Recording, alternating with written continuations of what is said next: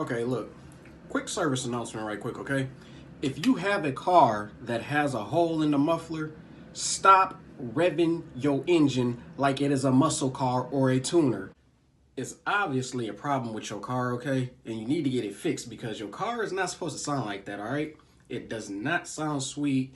Nobody's gonna be impressed by that. If anything, they're about to be annoyed by it, okay? I get it. Some of us might not have the funds to get it fixed right then and there, all right? But don't pull up next to somebody revving that shit all out thinking it sounds good.